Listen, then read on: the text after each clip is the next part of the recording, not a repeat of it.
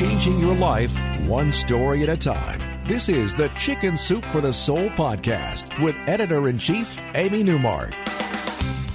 Hey, it's Amy Newmark with your daily dose of Chicken Soup for the Soul inspiration to make you simply happy.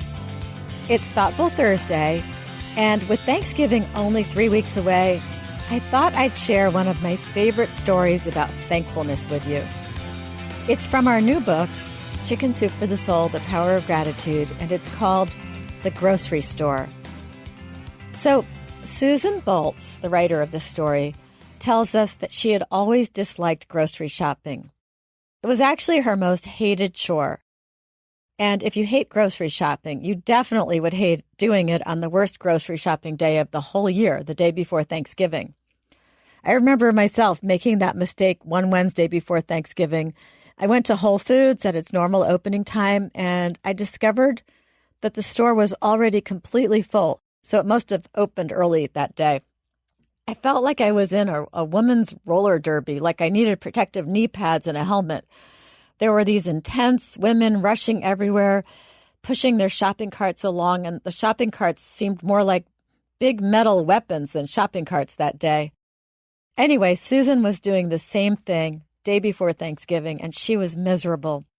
She was standing with her very full cart in a very long line to check out. There were 11 full carts ahead of her, and everyone was in a hurry and grumpy. Her in-laws were coming for Thanksgiving, and she wanted everything to be perfect, so she was extra stressed out. Every moment she was captive in that store was putting her schedule in more jeopardy. She had to make pies ahead of time. She had to make some of the side dishes, and she stood there feeling sorry for herself until she heard the ladies in front of her talking.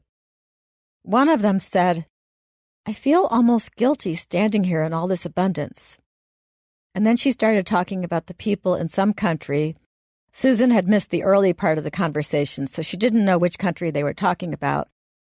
But the woman went on to say, "You wouldn't believe how poor they are. They labor all week, and the food they can buy with their wages fits in their 2 hands." Then the ladies in front of Susan moved on to other topics, but what she had heard was enough.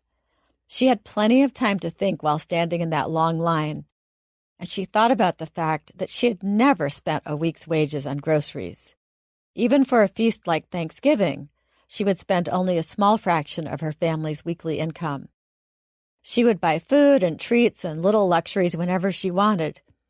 And then she thought about why the store provided those grocery carts. It was because everyone was buying way more than they could carry in their own 2 hands. Susan looked around the store and she saw shelves that were full of food trucked in and even flown in from all over the world. There were employees everywhere to help, even to carry the groceries to the car, and everyone had a car to take their groceries home. She started viewing everything with amazement. And by the time she got to the front of that very long checkout line, she was happy again because she had found her gratitude and she had realized that she had a wonderful life. The cashier was looking pretty frazzled, so Susan told her she was doing a great job and she saw the cashier relax a little. Then Susan thanked the person who was bagging the groceries, and she wished the cashier and the bagger a happy Thanksgiving.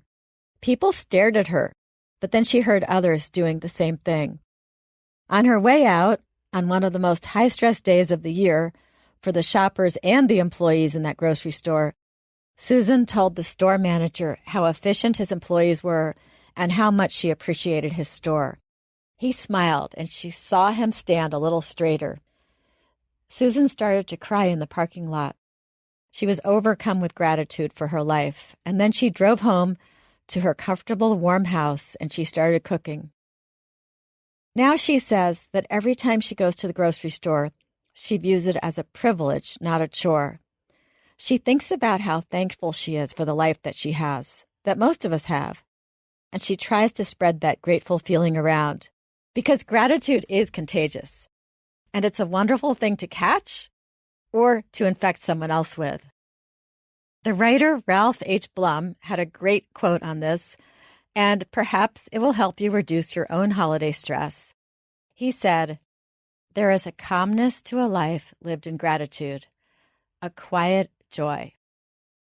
I'm Amy Newmark. Tomorrow is Friend Friday, and we're going to have fun. We're going to talk to one of the stars of our new TV show, Project Dad.